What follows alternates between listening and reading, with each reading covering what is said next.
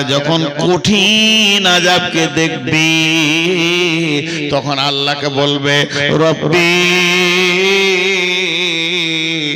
রব্বি আমরা কি জাহান্নামে যাব নাকি? আল্লাহ বলবে তৈরি হয়ে যাও, তোমরা তো জাহান্নামে যাবে। তখন বলবে কেন জাহান্নামে যাব? তখন বলবে তোমরা শয়তানের কথা শুনেছো, শয়তানের কথায় উঠা বসা করেছো, এই জন্য তোমরা জাহান্নামে যাবে, জাহান্নামে যাও। তখন হাসরবাসী বলবে রব্বি সেই শয়তান কই? শয়তানকে দেখিয়ে দেয়া হবে।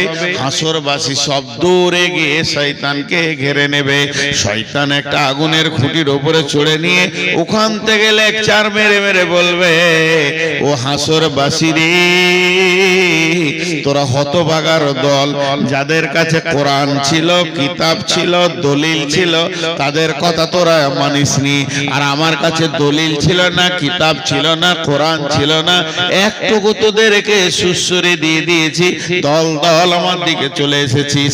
আজকে দিনে যা তোদের হালাত, আজকে দিনে আমার হালাত একই বারাবার হয়ে গেছে। আমরা যেখানে থাকবো তোরা সেখানে থাকবি, অতএব আমার উপরে তোরা মালামাত করে দে, নিজের কিছু লাভ করতে পারবি না। আমার পেছনে দরাত থেকে তোরা নিজের মাথায় নিজেই পাথর মার। আমার পেছনে দৌড়ে কি করবি? তোদের যা অবস্থা আমারও তাই অবস্থা। আমার পেছনে দৌড়ে যদি তোদের খানিক লাভ হতো, আযাবটা কম হতো, তো বলতাম দর কি করবি কর, কিন্তু লাভ নাই। ফালতু আমার কথাগুলো শুনেছিস। দিয়ে শয়তান কি ভাষা বলবে দেখেন, সূরা ইব্রাহিমের 21 নম্বর আয়াতে শয়তান এই ভাষাটা বলবে, বিসমিল্লাহির রহমানির রহিম, ইন্নাল্লাহা ওয়া'আদাকুম ওয়া'দাল হাক্কি ওয়া'আদতুকুম ফাআখলাফতুকুম ওয়া মা কানা লি আলাইকুম মিন সুলতানিন ইল্লা আন দা'ওয়াতুকুম ফাস্তাজাবতুম লি। এখানে লিখেছেন আল্লাহ তাবারাক ওয়া তাআলা বলছেন, শয়তান বলবে অকালা শাইতানু লাম্মা কুদিয়াল আমরু। কত সুন্দর বলে দিচ্ছেন, ওয়াকালা শাইতানু লাম্মা কুদিয়াল আমরু। শয়তান বলবে হে হাসরবাসী রে, ইন্নাল্লাহা ওয়া'আদাকুম ওয়া'দাল হাক্কি, আল্লাহর যত ওয়াদা আছে সব ওয়াদাগুলো সত্য। ওয়া'আদতুকুম ফাআখলাফতুকুম, আমি যা ওয়াদা করেছিলাম খিলাফ করে দিলাম, যা পারবি করে লিগা। আজকে দিনে তোরাও জ্বলবি, আমরাও জ্বলব। এবার দল বেঁধে নিয়ে যাবে মারতে মারতে। চ এদিকে শয়তানের সঙ্গে ওদের যখন তর্ক বিতর্ক খুব জমে যাবে, আল্লাহ ইশারা করে দেবে ফেরেশতাকে, পিটা ওয়াসিকাল্লাযিনা কাফারু ইলা জাহান্নামে জুমারা। পেছনে গিয়ে ফেরেশতাতে মারবে, এরকম চাবুক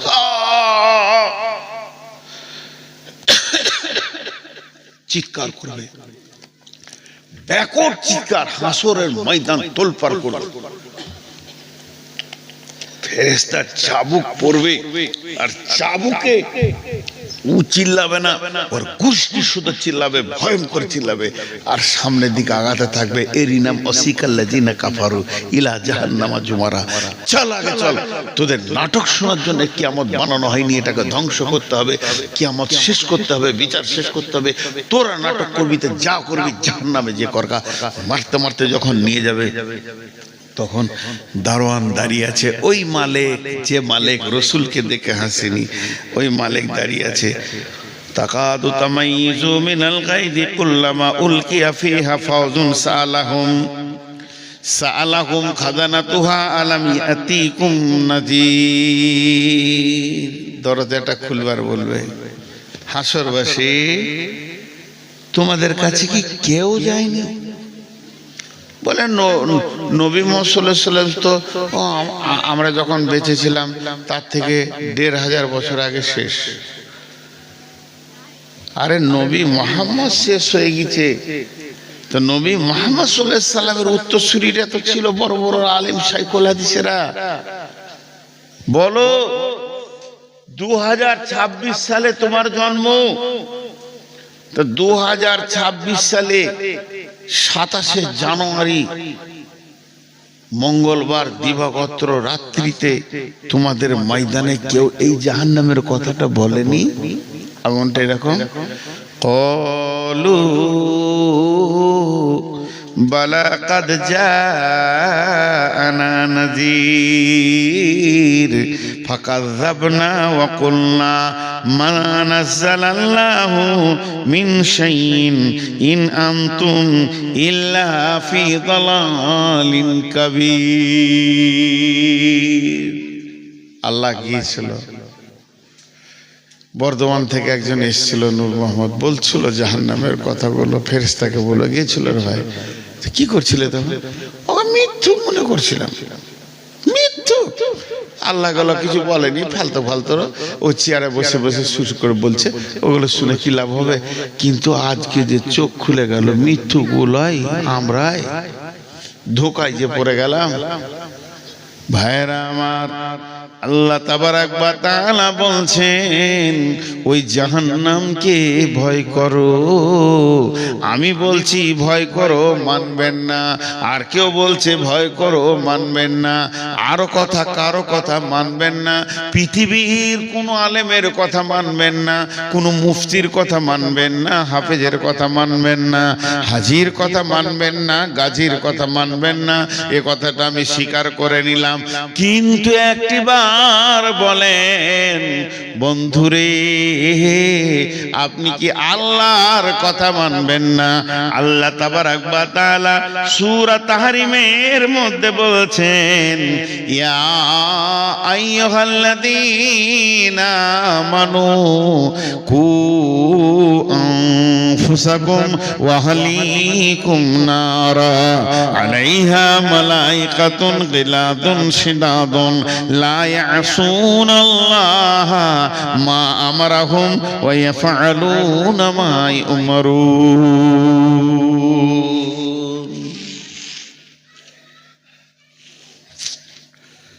কি ভাষা দিয়ে এটা বুঝাবো?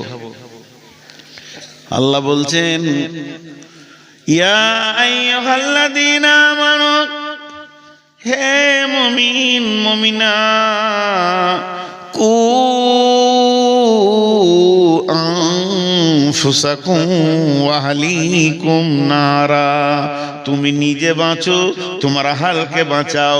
তুমি বাঁচো, তোমার বিবিকে বাঁচাও, বেটিকে বাঁচাও, ছেলেকে বাঁচাও, মেয়েকে বাঁচাও, বৌমাকে বাঁচাও, তোমার নাতিকে বাঁচাও, পুতিকে বাঁচাও, নিজেও বাঁচো আগুন থেকে। ওই আগুনটা কেমন?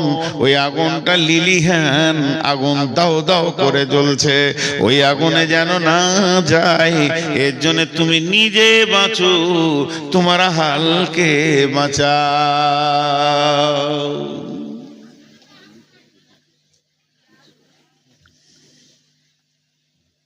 দিয়ে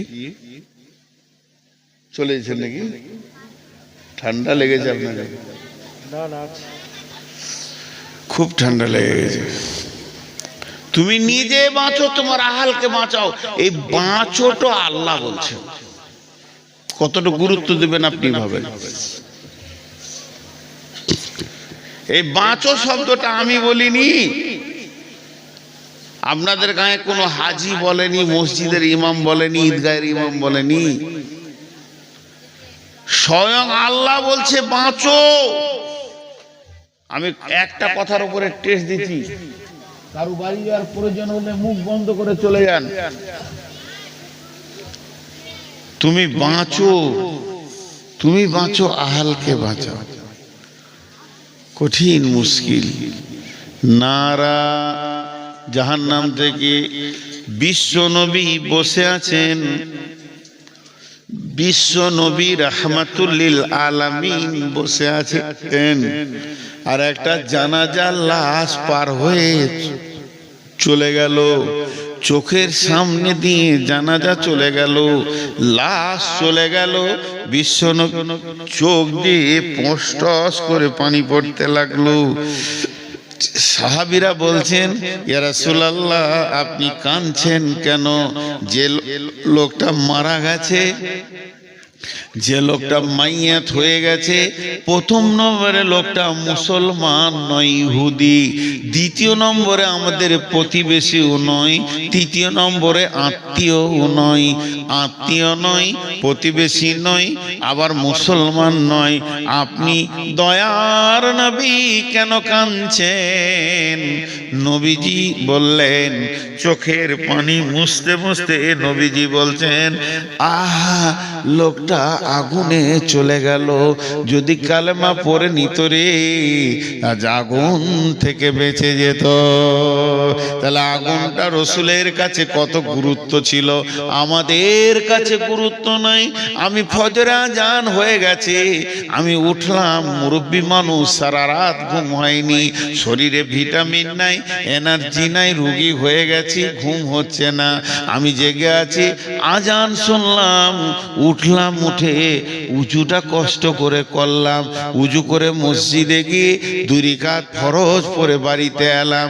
আমার বৌমা শুয়ে আছে, আমার বেটা শুয়ে আছে, আমার বেটি শুয়ে আছে, জামাই শুয়ে আছে, পোতা নাতি ইয়ং ব্যাচ আমার ঘরে 20-25 জন লম্বা হয়ে পড়ে আছে। নাক ডাকিয়ে সকাল করে দিল, নামাজ আর আজানের ভুরুক্ষেপ দিল না। আল্লাহ বলছে, গোলাম রে তুই নিজে বাঁচলি, আহালকে বাঁচালি না, এর জন্য তুইও একদিন বাঁচতে পারবি না। তোর দিকে আঙ্গুল তুলে ওই তোর আহাল বলবে, আমাদেরকে কোনোদিন বলেনি। এর জন্য নবীজি বলছেন, ও আনফিক আলা আয়ালিকা মিনাত তাওলিক, যেমন তুমি ইনকাম করবে অমনি স্ত্রী পুত্র অধীনস্থ ছোট ভাই বোনের পেছনে খরচা করো। আর ওরা তারফাআন্না আসাকাল আদাবা, আদব দেওয়ার লাঠিটা, শাসন করার লাঠিটা তুমি হাতছাড়া করে দিও না। যেমন ইনকাম করে আদর করে তাদেরকে পাঁপড়, জিলাপি আর মার ভালো ভালো জিনিস খাওয়াবে, ভালোবাসবে, ওই রকম আঙ্গুর 1 কেজি কিনে 2 কেজি এনে তাদেরকে খাও, তারা তোমার ইনকামে খাবে, আনন্দ পাবে। ওই রকম তারা চলতে চলতে চলার পথে যদি ইসলামের রাস্তার পদস্খলন করে দেয়, লাঠি মেরে ওদেরকে রাস্তায় নিয়ে এসো। তুমি যে প্রেমে ভালোবাসছো আমার ছেলেটা যেন ভালো থাকে, ওই প্রেমটা তুমি আখিরাতে কেন দাও না? যে তোমার ছেলে জাহান্নামের আগুনে দাও দাও করে জ্বলবে, এটা তুমি কেমন করে মেনে নিতে পারছো?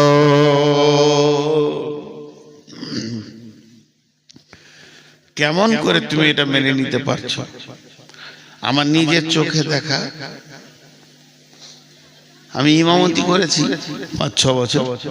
পৃথিবীতে সব থেকে দামি চাকরি হলো ইমামতি, আমি করেছি। ইমামরা রাগ করিয়েন না, নবাবী চাকরি, এর থেকে সুখী চাকরি কিছু আছে বলে আমার জানা নাই। আল্লাহদেরকে সুখী রাখে আর রাখুক চিরদিন। তো ইমামতি করেছি, তো আমার কাছে পড়ছে 9-এ পড়ছে মনে হয়, মাধ্যমিক অনেক দের। মসজিদের বাইরে থেকে বাপ ছেলেকে ধুমকে ডেকে মসজিদ থেকে বের করে দেয়, এখন এত পড়াশোনা কি দরকার, আরবি পারবি, কোরআন শরীফ পারবি, ছাড়ে গেল, মাধ্যমিক পরীক্ষা আছে। উফ, কি অভিভাবক, কি অভিভাবক, কি দায়িত্বশীল বাপ। ছেলে জাহান্নাম যাক তাতে কোনো দুঃখ নাই, কিন্তু মাধ্যমিকে যেন পাশ করে। ছেলে জাহান্নাম যাক দুঃখ নেই। আর আল্লাহর কি কারিশমা, আগে থেকে যে মাথা নামাই তারই মাথায় বাঁশ লাগে।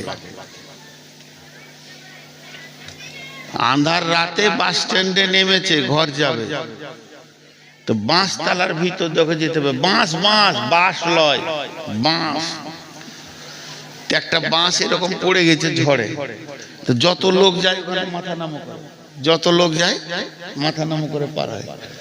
তো আন্ধারে দেখতে পেয়েছে না বাঁশটা কত দূরে আছে, তো অ্যাডভান্স মাথা নামও করেছে, অনেক দূর থেকে গুড় গুড় গুড় গুড় গুড় গুড় করে আসছে। এবার আইডিয়া করেছে যে পার হয়ে গেছে, তুলে চার ফটাস করে লেগে কপাল কেটে রক্ত বের হয়ে গেল। যারা বেশি পরীক্ষা নিয়ে চিন্তা করে, অ্যাডভান্স 9 থেকে মাধ্যমিকে চিন্তা নেয়, ওরাই পটল তুলে বসে থাকে, নিজের নামটা লিখতে পারবে না। আর গোটা পশ্চিমবঙ্গে স্কলার হবে কে? ইট ভাটার কুলির বেটা, চপ ছাঁকছে তার বেটি। আর যার বেটা মাসে 20,000 30,000 করে দিয়ে মিশনে পৌঁছে, উল্টো দিকে পা তুলে ঝুলছে, কিছুই হয় না।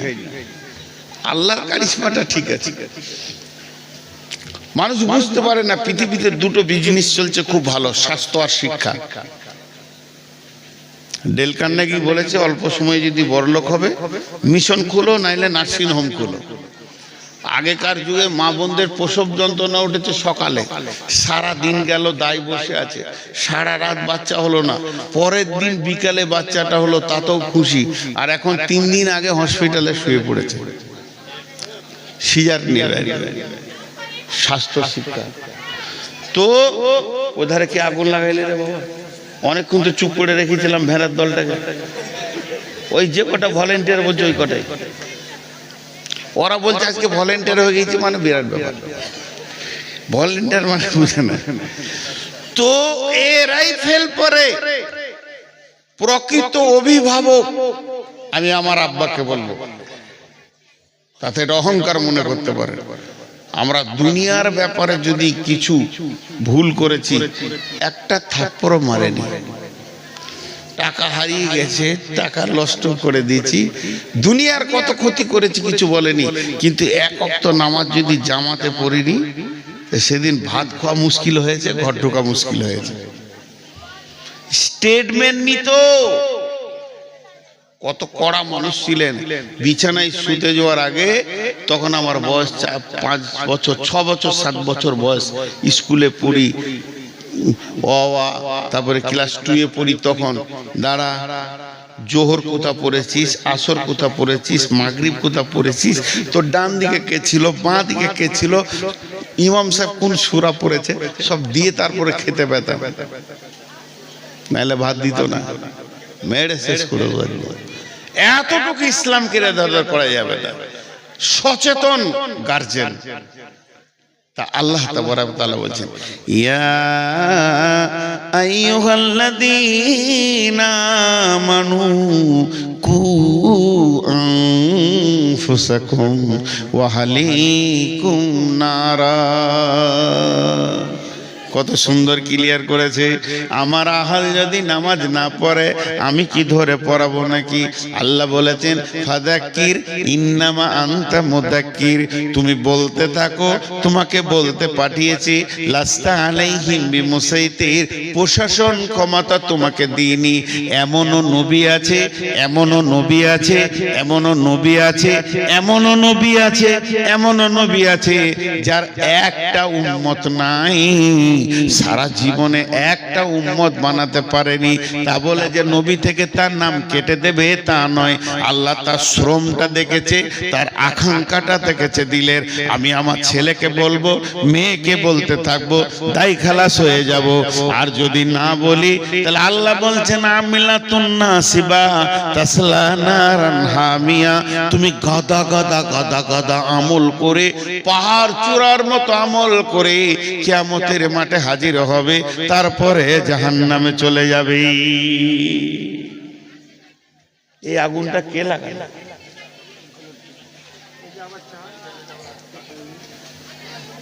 এই আগুনটা কে লাগালো? জাহান্নামের বায়ন হচ্ছে, আগুনটা কে লাগালি ভাই? এত সুন্দর শুনছিল,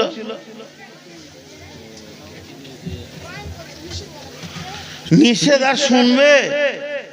সালা আমার বউ আমার কথা শুনে না, আর পরের মেয়ে আমার কথা শুনে নেবে, এটা বিশ্বাস? আর এইগুলো মনে হয় ছাত্রী টাত্রী আছে, অল্প বয়সের মেয়ে, তোদের যা চরিত্র আছে, যে ঘর যাবি জ্বালিয়ে শেষ করে দিবি তোরা। যাদের কপাল খারাপ তোদের মতো বউ নিয়ে ঘর ঢুকাবে। তাহলে আমি বুড়া বেটা থাকলে একটাও দিতাম না তোদেরকে। বুড়া তো দিন চিনাই লিয়েছে। এত জাহান্নামের কথাগুলো একটার পর একটা সিরিয়াল দিয়ে আপনাদের সামনে তুলছি, এখন আগুন লাগে।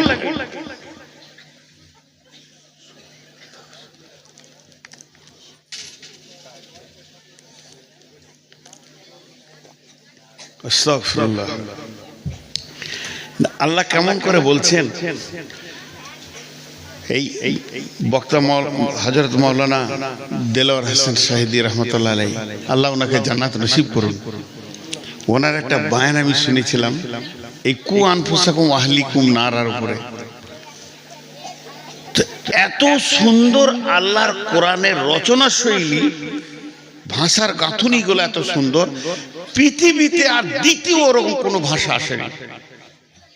আরবি, আমি অন্য ভাষাগুলো সব বাদ দেন, আরবি আর দ্বিতীয় কোনো কিতাব আসেনি, শুধু ওনার পরে পরে এসেছে রসুলের কথাগুলো। কি সুন্দর ভাষাটা দেখেন। ইয়া আইয়ুহাল্লাযীনা আমানু, ঈমানদারদেরকে বলছেন, কু আনফুসাকুম ওয়া আহলিকুম নারা। এখানে আমার প্রশ্ন, আল্লাহ কাফেরকে বলবে জাহান্নাম থেকে বাঁচ, আল্লাহ মুশরিককে বলবে জাহান্নাম থেকে বাঁচ, আল্লাহ মুনাফিককে বলবে জাহান্নাম থেকে বাঁচ, ঈমানদারকে কেন বলবে?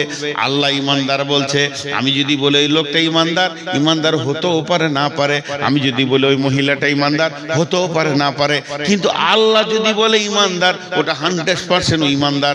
ঈমানদার তো জান্নাত যাবে। তারপরে ঈমানদারকে বাঁচতে বলছে কেন? কু আনফুসাকুম ওয়া আহলিকুম নারা। তুমি তোমার আহালকে বলো, তুমি বলতে থাকো, বলতে থাকো, কইতে থাকো, কইতে থাকো, আল্লাহ তোমার ডিউটি থেকে বাড়ি করে দেবে।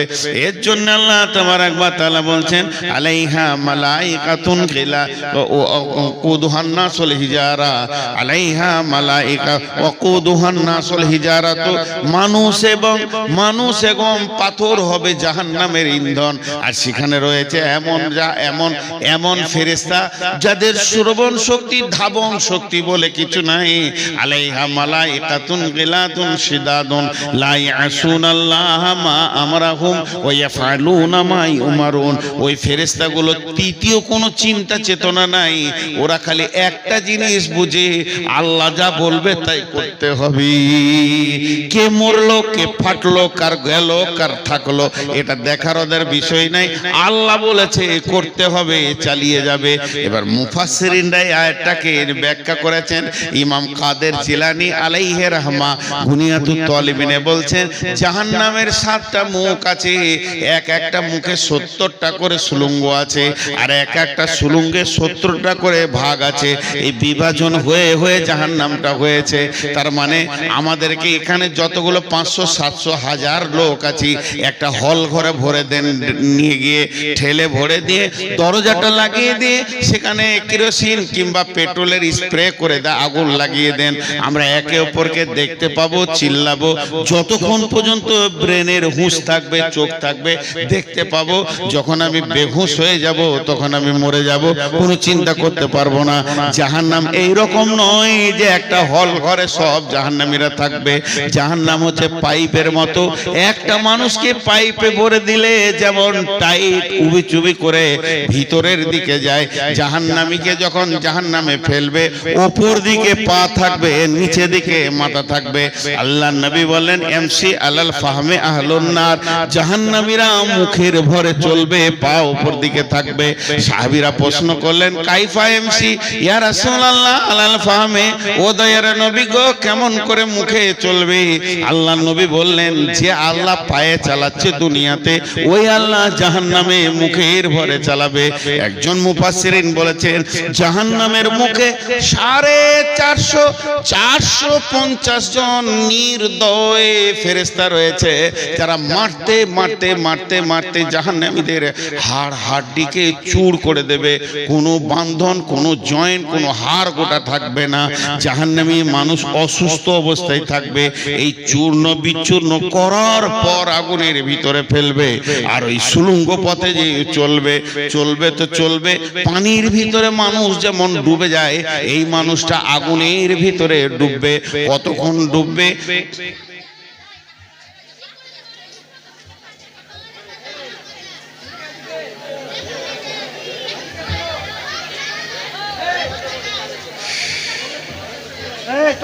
করছে কেন? লজ্জা শরম আছে না নাই? এই মেয়েটার হায়া খুব কম, ও বারবার আসছে কেন? ও ভাবছে আমি গোটা দুনিয়া পাল্টে দিছি। লজ্জা শরম নাই, এত বলছে তো। আমি ভাবলাম যে দম নিয়ে চালিয়ে নেবো, শুনবই না, পারলাম না শেষ করে।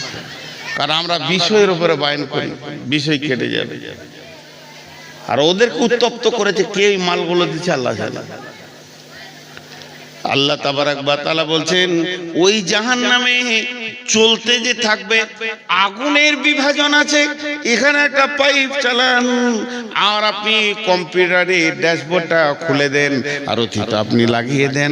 আমাদের ওইদিকে যেমন বেশিরভাগ আমরা হলাম দুর্গাপুর এরিয়ার লোক, ওইদিকে আপনারা বড় বড় মেশিন নিয়ে লোক চলে আসে। আমরা ছোটতে দেখেছি আমাদের মাঠে বড় বড় মেশিন লাগিয়ে দিয়েছে, পাইপ চলছে আর কম্পিউটার চলছে। বলছে পাথর আছে, মাটি আছে, এত ফুট পর পাথর পাওয়া গেল। ওই কম্পিউটার দেখে দেখে বলছে তারপরে চালাও, আরো চালাও। এরপরে বালু পাওয়া গেছে, পানি পাওয়া গেছে, বলে আরো চালাও। তারপরে বলছে এই তো কয়লা পাওয়া গেল, এখানে কয়লা রয়েছে। তারা যত যাবে তত পরিবর্তন পরিবর্তন পরিবর্তন পরিবর্তন।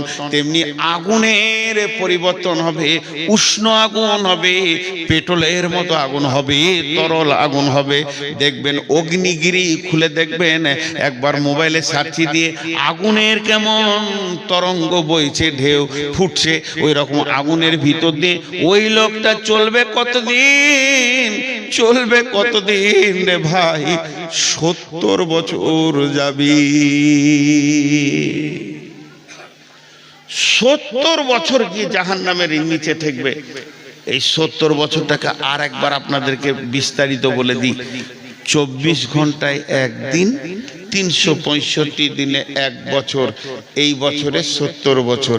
24 ঘন্টায় একদিন, 365 দিনে এক বছর, এই রকম 70 বছর। 24 ঘন্টায় একদিন, 365 দিনে এক বছর, এই বছরে 70 বছর না না। তাহলে 70 বছর কি করে? 50,000 বছরে একদিন। পৃথিবীর 50,000 বছরে একদিন, সেই দিনে 365 দিনে এক বছর, ওই 70 বছর চলবে উজান। আল্লাহ আমাদের সকলকে জাহান্নাম থেকে মাফ করুন, আল্লাহুম্মা আমিন। আল্লাহ আমাদের সকলকে জাহান্নাম থেকে মাফ করুন। হে আল্লাহ, তুমি আমাদেরকে ক্ষমা করো, তুমি দয়া করো। রব তোমার কাছে বিচার চাই না, দয়া চাই। এই যে চলবে মানুষটা পৌঁছাবে কোথায়? বুখারীর হাদিসে বলছে সউদ একটা পাহাড়ের নাম, যেটা জাহান্নামের নিচে থাকবে। সউদ পাহাড়ে গিয়ে মাথাটা ঠেকবে।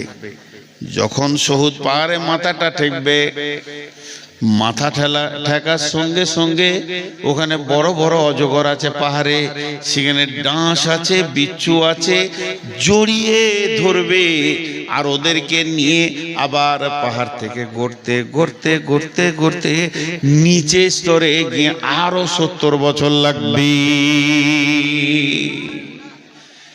140 বছর পর যে নিচে পৌঁছালো, 140 বছর পর যে নিচে পৌঁছালো, এর নাম জাহান্নাম। ভাই আমার, এর নাম জাহান্নাম। আমি আপনাদের পাগুলো ধরে বেজ্জতি করতে চাইছি না, হাতগুলো ধরে বলতে চাইছি, ভাই আমরা সকলে একবার জাহান্নাম থেকে বাঁচার চেষ্টা করি। আল্লাহ বড় মেহেরবান। হযরত উমর কোন সফরে বলেছিলেন আমাকে একটা ওয়াসাল্লিম আলা নবিয়িনা মুহাম্মদ। ব্রাদারান ইসলাম, আজকে আমি আপনাদের সম্মুখে যে বিষয়বস্তুটি নিয়ে আবৃত্ত করতে চলেছি, সেই বিষয়টি হচ্ছে পণ প্রথা। এই পণ প্রথা বিষয়টিতে যাওয়ার আগে এই মাস সম্পর্কে মূল্যবান কয়েকটি কথা আপনাদেরকে বলি। আমরা এখন যে মাসটির ওপরে রয়েছি, সেই মাসটি আরবি মাস হচ্ছে শাবান মাস। এই শাবান মাসের গুরুত্ব এবং ফজিলত অনেক আছে। সংক্ষিপ্ত আকারে শুধুমাত্র আপনাদের জানিয়ে দেওয়ার উদ্দেশ্যে আমি সেই বিষয়টিকে একটু আলোচনা করব ইনশাআল্লাহ, যদি আল্লাহ তাআলা আমাকে তৌফিক দেন। রমজান মাস, শাবান মাসের পরে যে মাসটি আছে তার নাম হলো রমাদান। এই রমাদান মাস আমাদের জন্য ফরজ রোজার একটি পূর্ণাঙ্গ মাস। এর পূর্বে হচ্ছে শাবান মাস, মানে এখন যে মাসটা, এই মাসটা হলো শাবান মাস। এই শাবান মাসে রমজানের প্রস্তুতিকরণে আমাদেরকে এই শাবান মাসে রোজা রাখতে হয়। আল্লাহর নবী সাল্লাল্লাহু আলাইহি ওয়াসাল্লাম তিনি এ মাসে অধিকতর রোজা রেখেছেন, অনেক রোজা রেখেছেন। রোজা এমনই একটি জিনিস যে আল্লাহ রাব্বুল আলামিনকে এই রোজা দিয়ে খুশি করা যায়। রোজা এমনই একটি জিনিস যে রোজা দিয়ে আল্লাহকে যতটুকুন খুশি করা যায়, নামাজ দিয়ে আল্লাহকে ততটুকুন খুশি করা যায় না। আবার নামাজ দিয়ে আল্লাহকে যতটুকুন ডাকা যায়, সিয়াম বা রোজা দিয়ে আল্লাহকে ততটুকুন ডাকা যায় না। তো সিয়াম এমনই একটা জিনিস, রাসূল সাল্লাল্লাহু আলাইহি সাল্লাম বলেছেন, কোনো ব্যক্তি যদি আল্লাহর খুশির সন্তুষ্টের উদ্দেশ্যে, আল্লাহকে খুশি করার লক্ষ্যে কেউ যদি একটা রোজা রাখে, তাহলে আল্লাহ রাব্বুল আলামিন তার থেকে জাহান্নামকে ৭৭ বছরের দূরত্ব করে দিবেন। তাহলে ব্যতিক্রম একটি ইবাদত আছে যে যার নাম হচ্ছে সিয়াম, যেটা মানুষ দেখানি হয় না। নামাজ আপনি আজকে পড়তে এসেছেন, এক একজন এক এক নিয়তে এসেছেন। কেউ ৫ ওয়াক্ত নামাজ পড়েন, এই ক্ষেত্রে আপনি জুমা পেয়েছেন, চলে এসেছেন। কেউ ৫ ওয়াক্ত নামাজ পড়েন না কিন্তু এসেছেন, বাড়িতে হয়তো গালি দিবে, নাহলে সমাজ আপনাকে বকা দিবে। আপনি যেখানে কাজে গেছেন ওরা বলবে এরা মানুষ কেমন, শুক্রবারও নামাজ পড়ে না। তা আপনি এই জন্য নামাজ পড়তে এসেছেন। আরও অনেক ক্ষেত্র আছে, সেই ক্ষেত্র অনুযায়ী এক একজন এক এক রকমভাবে আপনারা এখানে এসেছেন। কিন্তু সিয়াম ব্যতিক্রম একটি এবাদত, যে এবাদত মানুষ দেখানো হয় না। যদি মানুষ দেখানোই হয় তাহলে কিন্তু আপনি বাড়ির ভিতরে একাই কিছু খেয়ে নিতে পারেন, পারেন কি না? পারেন, কিন্তু আপনি খাচ্ছেন না। কিসের জন্য? যেটা আপনি আল্লাহকে খুশি করার জন্য সিয়াম রেখেছেন, রোজা রেখেছেন। তাই এই সিয়াম দিয়ে আল্লাহকে যতটা খুশি করা যায়, নামাজ দিয়ে তা করা যায় না, হজ জাকাত দিয়ে তা করা যায় না। তে এই আল্লাহর নির্দেশিত বিধানের ফরজকৃত যে ইবাদত তার নাম সিয়াম। সেই সিয়ামটা ফরজ শুধুমাত্র রমজান মাসে, কিন্তু শাবান মাসে আমাদেরকে করতে হবে কেন? রাসূল সাল্লাল্লাহু আলাইহি ওয়াসাল্লাম শাবান মাসে বেশি বেশি রোজা রেখেছেন। মা আয়েশা রাদিয়াল্লাহু তাআলা আনহা থেকে বর্ণিত, তিনি বলেন, আল্লাহ রাসূল সাল্লাল্লাহু আলাইহি ওয়াসাল্লাম রমজান ব্যতীত অন্য কোনো মাসে এত রোজা রাখেননি যত শাবান মাসে রেখেছেন। মানে রমজান মাসে তিনি পূর্ণ ১ মাস টানা রোজা রেখেছেন। রমজান ছাড়া অন্য কোনো মাসে আর রোজা রাখেননি যতটা শাবান মাসে রেখেছেন। কতটা রেখেছেন না? তো রাসূল সাল্লাল্লাহু আলাইহি ওয়াসাল্লাম শুরু থেকে নিয়ে একেবারে শেষ পর্যন্ত, একটা হাদিস আছে পূর্ণ রোজা রেখেছেন শাবানে, মানে 30টাই, আবার কিছুতে কম রয়েছে। তো মুফাসসিরিন ইকরামেরা বলেছেন যে রাসূল সাল্লাল্লাহু আলাইহি ওয়াসাল্লাম শেষের দিকে কয়েকটা ছেড়েছিলেন, শেষের দিকে রাসূল সাল্লাল্লাহু আলাইহি ওয়াসাল্লাম ছেড়েছিলেন এই হাদিসের নিরিখে, যেখানে বলা হয়েছে যে শাবান আর রমজানকে তোমরা মিলিত করে দিও না। তাহলে আপনি যদি শেষ পর্যন্ত যান তাহলে কিন্তু মিলে যাবে। এই জন্য শাবান আর রমজানকে মিলিত করতে নিষেধ করেছেন। সুতরাং শেষের দিকে রাসূল সাল্লাল্লাহু আলাইহি ওয়াসাল্লাম কয়েকটা ছেড়েছিলেন।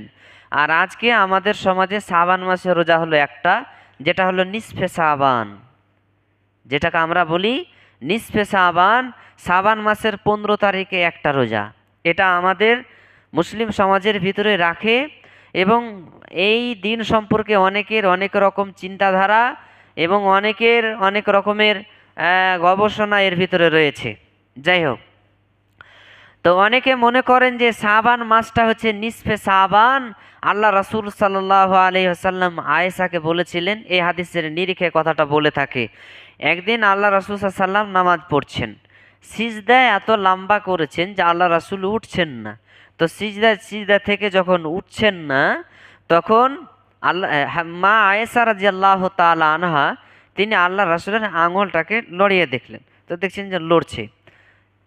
মানে এত দীর্ঘ সাজদা ছিল যে তিনি মনে করছেন যে আল্লাহ রাসূল কি সাজদারত অবস্থাতেই চলে গেলেন নাকি, এরকম তার কিন্তু মনের ভাব। এই জন্য মা আয়েশা রাদিয়াল্লাহু তাআলা আনহা তিনি এটা চেক আপ করছেন, তো দেখলেন যে না, আঙুলটা লড়ছে। রাসূল সাল্লাল্লাহু আলাইহি ওয়াসাল্লামের সালাত যখন শেষ হয়ে গেল, তখন আল্লাহ রাসূল বলছেন যে আয়েশা, তুমি আমার সাথে এরকম কেমন করলে? তখন মা আয়েশা বললেন যে আমি আপনার দীর্ঘ সাজদা দেখে আমার মনে হলো যে আল্লাহর কাছে কি আপনি পাঠিয়ে দিয়েছেন নাকি, এজন্য আমি এটা চেক আপ করছিলাম। তখন আল্লাহ রাসূল সাল্লাল্লাহু আলাইহি ওয়াসাল্লাম মা আয়েশাকে বললেন, আয়েশা তুমি জানো এই রাত্রিটা কোন রাত্রি? এই রাত্রিটা হচ্ছে এমন একটি রাত্রি যে রাত্রিতে আল্লাহ রাব্বুল আলামিন মানুষের আমল নামা আল্লাহর কাছে পেশ করা হয়, সেই রাত্রি এই রাত্রি। ওই রাত্রিটা কি করে নিসফে শাবান হয়ে গেল, কি করে নিসফে শাবান হয়ে গেল। ওসামা বিন জায়েদ রাদিয়াল্লাহু তাআলা আনহু থেকে বর্ণিত, তিনি বলেন আল্লাহ রাসূল সাল্লাল্লাহু আলাইহি ওয়াসাল্লাম শাবান মাসের অতিরিক্ত সিয়াম রাখতেন। তো আমি একদিন আল্লাহ রাসূলকে জিজ্ঞেস করলাম যে আল্লাহ রাসূল, আপনি যে শাবান মাসে রোজা রাখেন, এত বেশি রোজা রাখেন, আর অন্য কোনো মাসে রোজা রাখেন না, তো আপনি শাবান মাসে এত রোজা রাখেন কেন? তো আল্লাহ রাসূল সাল্লাল্লাহু আলাইহি ওয়াসাল্লাম তার প্রতি উত্তর দিয়েছিলেন যে আমি শাবান মাসে এই জন্য রোজা রাখি যে আল্লাহ রাব্বুল আলামিন মানুষের যে রিপোর্ট, বাৎসরিক যে রিপোর্ট, সেই বাৎসরিক রিপোর্টটা আল্লাহ রাব্বুল আলামিনের কাছে এই শাবান মাসে ফেরেশতারা পেশ করেন। বাৎসরিক যে রিপোর্ট, সেই রিপোর্টটা কি করেন? শাবান মাসে আল্লাহর কাছে পেশ করেন। তাই আমি নবী মুহাম্মদ সাল্লাল্লাহু আলাইহি ওয়াসাল্লাম আমি নিজে এটা ভালোবাসি যে আমার রিপোর্টটা যেন রোজা থাকা অবস্থাতে আল্লাহর কাছে পেশ করা হয়। এই জন্য আমি এ মাসে বেশি বেশি রোজা রাখি। তাহলে আল্লাহ রাসূলও এখানে নিশ্চিত নয় যে শাবান মাসের কোন দিনে বাৎসরিক রিপোর্ট পেশ করা হয়। এজন্য তিনি একদম শুরু থেকে শেষ পর্যন্ত রোজা রেখেছেন। আর আমাদের মুসলিম সমাজের ভিতরে ওই বাৎসরিক রিপোর্টের দিনটা ওই নিসফে শাবান ধরে নিয়েছে, ওই 27 রমজানের মতনই। আল্লাহ রাসূল সবটি খুঁজতে বলেছেন, আর আমরা একটাই বেশি খুঁজি। আর এমনিভাবে শাবান মাসে যে বাৎসরিক রিপোর্ট পেশ করা হয়, কিন্তু আমরা ওটাকে নিসফে শাবান মানে 14 তারিখের 14 রমজান, 14 শাবান পেরিয়ে গিয়ে 15 যে চন্দ্র উঠে, সেই রাত্রি যাপন করে, দিনের বেলায় রোজা রাখে আর রাত্রিবেলায় এবাদত বান্দেগি করে। বিভিন্ন রকমের অনুষ্ঠানও সেই দিন হয়ে থাকে। আমাদের সম্প্রদায়ের ভিতরে কিছু মানুষের ক্যাটাগরির ভিতরে কিছু মানুষ এরকম করে থাকে। যাই হোক, মুদ্রা কথা হচ্ছে এটাই যে শাবান মাসের রোজা আল্লাহ রাসূল সাল্লাল্লাহু আলাইহি ওয়াসাল্লাম করেছেন, সুতরাং আপনাকে আমাকে সবাইকে করতে হবে। তবে এটা সুন্নাত। তবে কয়টা করবেন এই গণনার দিকে আপনি আসবেন না, আপনার জয়টা ইচ্ছা তয়টা আপনি করুন। আপনি যদি মনে করেন 1 থেকে নিয়ে 27-28টা পর্যন্ত করতে পারবো, তাহলে আলহামদুলিল্লাহ আপনি করুন। কিন্তু তার আগে আমার একটা কথা আছে, সেটা হচ্ছে যদি আপনার কোনো কাজে কর্মে অসুস্থতার কারণে, সফরের কারণে যদি আপনার রোজা কাজা হয়ে যায়, তো রোজার সময়সীমা হলো 1 রমজান থেকে আরেক রমজান। তাহলে শাবান মাসের পরে যে মাসটা আসবে সেটা হলো রমজান, তাহলে শাবান মাসটাই আপনার জন্য শেষ। তা যদি কাজা রোজা আপনার থেকে যায়, তাহলে অবশ্যই আপনাকে আগে ওই কাজাটা পূরণ করতে হবে। কেন? ওটা আপনার জন্য ফরজ ছিল। আপনি সফরে ছিলেন, বিদেশে ছিলেন, 5টা 10টা রোজা করা হয়নি, আপনাকে এখন করে নিতে হবে। যে সমস্ত মহিলাদের পিরিয়ডের কারণে যে 2-4 দিন 5 দিন 7 দিন 9 দিন পর্যন্ত যে রোজা রাখা হয় না, সেই রোজাটা আগে করে নিতে হবে। কেন? এই মাসটা শেষ, এই জন্য আমরা বলেছি শাওয়াল মাসের রোজা আগে করে নেন। কেন? আপনার বাকি আরও সময় আছে, সেদিন আপনি করে নেবেন। আপনাকে বলেছিলাম মহররম মাসের রোজা, আপনি এখন আশুরার রোজা মহররমের রোজা করে নেন, কিনা আপনার যে রোজাগুলো ছুটে গেছে এর সময় আরও অনেক আছে, আপনি পরে করতে পারেন। কিন্তু এই মাসটা হলো শেষ মাস, শাবান মাসটা হচ্ছে শেষ মাস। সুতরাং ছেলে মেয়ে জারি যে কোনো কারণে যদি ফরজ রোজা ছুটে যায়, তাহলে আপনাকে আগে সেটা করতে হবে।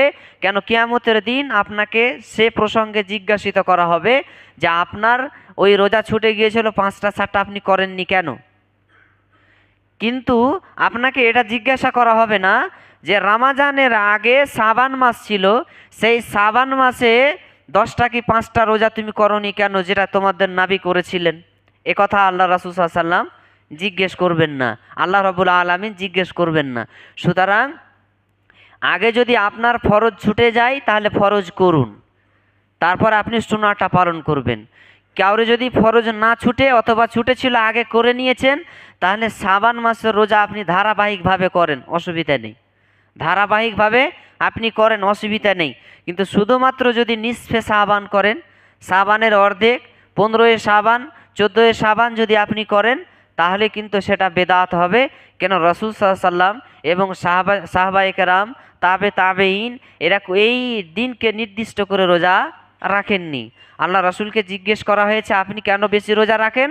আল্লাহ রাসূল সাল্লাল্লাহু আলাইহি ওয়াসাল্লাম মুসাব বিন জায়েদকে বললেন যে এই মাসে আল্লাহ রাব্বুল আলামিনের কাছে মানুষের রিপোর্ট পেশ করা হয়, তাই আমি পছন্দ করি আল্লাহর কাছে যেন আমাকে রোজাদার অবস্থাতে আমার রিপোর্টটা পেশ হয়। তাহলে আমরা একজন মুমিন মুসলিম হিসাবে সেই রকমই আশা আকাঙ্ক্ষা করব, এবং সেই রকম আশা আকাঙ্ক্ষা করে আমরা যতটা রোজা রাখার আল্লাহ তাআলা আমাদেরকে ক্ষমতা দিবেন, আমরা অবশ্যই রোজা রাখব। চলুন, আমি যে বিষয়টি নিয়ে দণ্ডায়মান হয়েছিলাম সেই বিষয়টি ছিল পণ প্রথা। আমাদের মুসলিম সমাজে পণ প্রথা ব্যাপকভাবে ছড়িয়েছে, ব্যাপক হারে পণ প্রথা ছড়িয়েছে, যেটা আজকে আমাদের কাছে খুব বড় গুনার মনে হয় না, খুব বড় গুনার মনে হয় না। কেন? এটা আজকে বর্তমানে সামাজিক প্রথা চালু হয়েছে, এটা সামাজিক প্রথা। একটা হচ্ছে ব্যক্তিগত অন্যায়, একটা হচ্ছে সামাজিক অন্যায়। এই পণ প্রথাটা এমন একটা পর্যায়ে পৌঁছে গেছে যে এটা ব্যক্তিগত আর নেই, এটা সামাজিকে পরিণত হয়েছে। এই সামাজিকে পরিণত হওয়ার কারণে আমাদের লাভ কতটুকুন হয়েছে আর লস কতটুকুন হয়েছে সেটা তো আপনারা নিজেই চোখেই দেখছেন। তারপরও আপনাদেরকে কয়েকটা মূল্যবান কথা এ প্রসঙ্গে আপনাদেরকে বলি। পণ প্রথা এটা ইসলামে জায়েজ নয়। 1 নম্বর কথা হচ্ছে পণ প্রথা ইসলামে জায়েজ নয়। আপনি ভিখারি থেকে কোটিপতি হন, আপনি সারা পৃথিবী আপনার হাতে থাকুক, কিন্তু আপনি পণ নিয়ে বিয়ে দিতে পারেন না, পণ নিয়ে বিয়ে দিতে পারেন না। পণ নেওয়া যেমন হারাম, পণ দেওয়াটাও তেমন হারাম। ঘুষ নেওয়া যেমন হারাম, ঘুষ দেওয়াও তেমন হারাম। সুদ দেওয়া যেমন হারাম, সুদ নেওয়াও তেমন হারাম। তাহলে শুধু যে পণ নিচ্ছেন তিনি শুধু খারাপ নন, যিনি পণ দিচ্ছেন তিনিও খারাপ, সমান পরিমাণে খারাপ। যিনি পণ দিচ্ছেন তিনি সমান পরিমাণে খারাপ, কম বেশি খারাপ নয়। এটা ইসলামের দৃষ্টিকোণ থেকে। আর আমাদের দৃষ্টিকোণ থেকে কি আছে, মানে আমাদের দৃষ্টিকোণ থেকে যারা নিচ্ছে তারা হচ্ছে খারাপ, আর যারা দিচ্ছে তারা খারাপ নয়, শুধু নেনেওয়ালা খারাপ। সুদ যে খাটায় সে খারাপ, সুদ যে নেই সে খারাপ নয়। কিন্তু রাসূল সাল্লাল্লাহু আলাইহি সাল্লামের নির্দেশ অনুযায়ী যিনি সুদ খান যা গুনাহ করেন, যিনি সুদ দেন তাই গুনাহ করেন, যিনি সুদ লিখেন তাই গুনাহ করেন, একই রকম। তা আপনি যেই পণ প্রথাকে আজকে নিজের সমাজের ভিতরে নিয়ে চলে এসেছেন, তো যদি আমরা এটাকে খতিয়ে দেখি তাহলে পণ প্রথাটা এসেছে কোথা থেকে? না, তো পণ প্রথা এসেছে বেধর্মীদের থেকে। একটা সময়ে হিন্দুদের মেয়েদেরকে ওয়ারিস হিসাবে গণ্য করা হতো না। তারা পিতামাতার সম্পত্তির ভাগ তারা রাখতো না। এজন্য বিবাহের সময়ে হিন্দু প্রথা অনুযায়ী তৎকালীন সময়ে, তবে এখন দেওয়া হয়, তৎকালীন সময়ে মেয়েদেরকে যেহেতু পিতামাতার সম্পত্তি দেওয়া হতো না, তো বিবাহের সময়ে তাকে দিয়ে দেওয়া হতো, দিয়ে দেওয়া হতো 2 লাখ 4 লাখ 5 লাখ, যার যেমন ক্ষমতা ছিল দিয়ে দেওয়া হতো। আর ওরাও বুঝে নিত, জামাইরাও বুঝে নিত যে এটাই আমাদের পাওনা, পরে আর কিছু বাকি নেই, বাকি থাকে না। তো এই প্রথা হিন্দুদের সর্বপ্রথম চালু হয়েছিল। ওই প্রথা ওই হিন্দুদের থাকতে থাকতে থাকতে থাকতে আমাদের মুসলমানদের ঘরে এসেছে। এটা নিয়ে এসেছে কারা? না তো বড়লোক আছে যারা, এটা বড়লোকদের হাত থেকে এসেছে, গরিবদের না। কোনো সম্ভ্রান্ত পরিবারের লোক কোনো একটা গরিব বাড়িতে যদি ঢুকে গিয়েছে, তো ওকে বলেছে মেয়ে তো সবই ঠিক আছে, তবে মাল করি তো কিছু লাগবে। তো এভাবে এক একজনের এক এক রকম ক্যাপাসিটিতে এক এক রকম ভাবে পণ প্রথা চালু করেছে। এই যে বড়লোকদের মাঝে এই পণ প্রথা চালু হয়েছে, এই পণ প্রথা চালু হতে হতে হতে হতে হতে হতে এখন এমন একটা পর্যায়ে এসেছে, যারা ভিক্ষা করে খায় সেও যদি ছেলের বিয়ে দেয় তো পণ চেয়ে নিয়ে নেয়, টাকা লাগবে। বলে কেন? 18 বছর এমনি এমনি মানুষ করিনি, এরপরে বিয়ে দিলে তো কালীযুদ্ধ হয়ে যাবে, তার থেকে টাকাটি কি লাভ হবে? তাহলে যুক্তিগতভাবে কথা খারাপ নয়, যুক্তিগতভাবে কথা খারাপ নয় যে বিয়ে দিলে আপনার কাছে থাকবে তার কোনো গ্যারেন্টি আছে? গ্যারেন্টি নেই। তাহলে বিয়ের সময়তে 2-4-5 লাখ টাকা যদি পাবেন তো ওটি কি তো লাভ? তাহলে যুক্তির দিকে ঠিক আছে, কিন্তু শরীয়তে ঠিক নেই। তাহলে শরীয়তে ঠিক নেই মানে হলো যে যুক্তিটা আপনি সুবিধা অনুযায়ী খাটিয়েছেন, অসুবিধার দিকে যাননি, এজন্য। তো পণ প্রথা এটা ইসলামে হারাম, আপনি যে কৌশলে নেন না কেন একেবারে হারাম। আর এটা আমাদের সমাজে এমন একটা ব্যাধি হয়েছে, সামাজিক ব্যাধিতে পরিণত হয়ে গেছে। আমরা নির্দ্বিধায় পণ দিচ্ছি আর পণ নিচ্ছি। যারা দিচ্ছেন তারা মনে করছেন যদি আমি পণ না দিই তাহলে আমার মেয়ের বিয়ে হবে না। আচ্ছা বলেন তো, আপনার মেয়ের বিবাহ আপনি কি লিখেছেন না আল্লাহ লিখেছেন? আপনার মেয়ের বিবাহটা আপনার হাতে না আল্লাহর হাতে? যেই দিন আপনার মেয়ে পৃথিবীতে আসেনি 50,000 বছর আগে, তার আউকে আল্লাহ তাআলা লিখে দিয়েছেন। মায়ের পেটে যখন এসেছেন পৃথিবীর প্রয়োজনীয় জিনিস যা আছে সব লিখে দিয়ে দিয়েছেন। তাহলে বিয়েটাকে আল্লাহ লিখেনি নাকি? বিয়েটাকে আল্লাহ লিখেননি? বিয়েটাও আল্লাহ তাআলা লিখেছেন। তাহলে বিয়ে যখন আল্লাহ লিখেছেন, তাহলে আপনি এত ধৈর্যহারা কেন হয়ে যাচ্ছেন? আপনি ধৈর্যহারা কেন হয়ে যাচ্ছেন? ধৈর্যহারা হয়ে গিয়ে আপনি হারাম পন্থাতে টাকা নিয়ে আপনি কি করছেন? আবার হারাম জায়গাতে দিয়ে নিজের মেয়েটাকে বাড়ি থেকে সরিয়ে দিচ্ছেন। আপনি মনে করছেন যে ঝামেলা শেষ। তা আপনার বাড়ি থেকে ঝামেলা শেষ হয়ে গেলেও আপনি একবার মরে দেখুন, ঝামেলা আবার তৈরি হয়ে গেছে অন্য জায়গায়। তা আপনার হাতে বিয়ে নেই। সুতরাং আল্লাহ রব্বুল আলামিন যার সাথে যেখানে যেভাবে যে কৌশলে বিবাহ লিখেছেন তা তো হবেই, খণ্ডানোর কেউ নেই, রদ করার কেউ নেই, সেটা হবেই।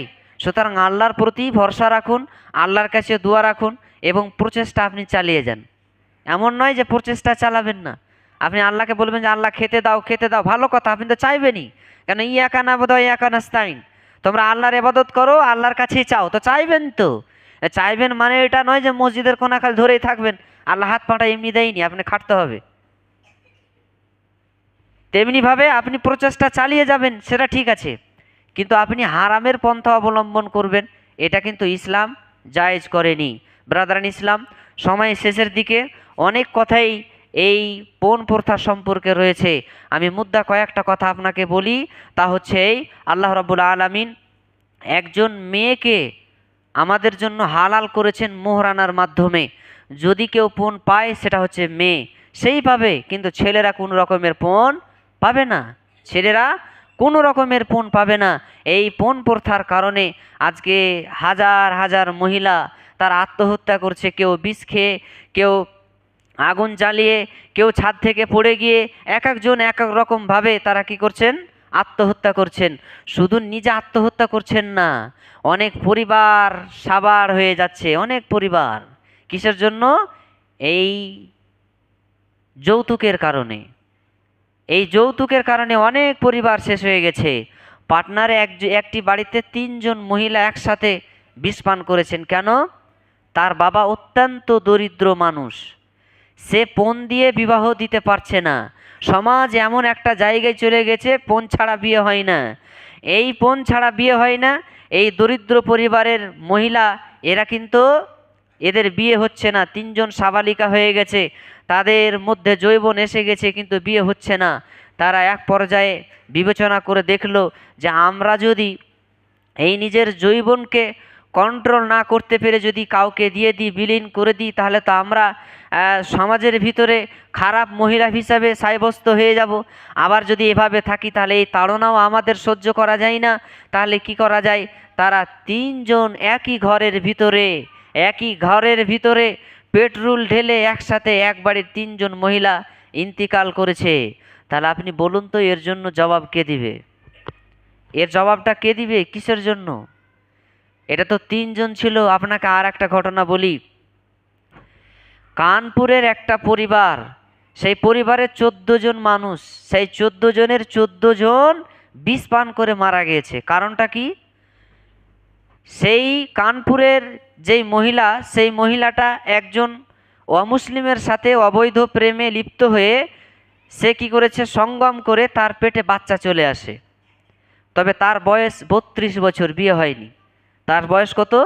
32 বছর, বিয়ে হয়নি। কেন বিয়ে হয়নি?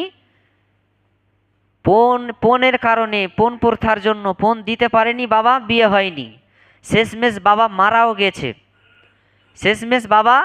মারাও গিয়েছেন। সেই বাড়ির 14টা মানুষ, সে তার মা মনে মনে ভাবলো যে সমাজের মানুষ যদি জেনে নেয় যে আমার মেয়ের পেটে বাচ্চা এসেছে, সে বাচ্চাটা আবার কার? একজন অমুসলিমের, তাহলে তো সমাজে মুখ দেখাতে পারবো না, মানুষ ধিক্কৃত জানাবে, মানুষ অনেক রকম করবে।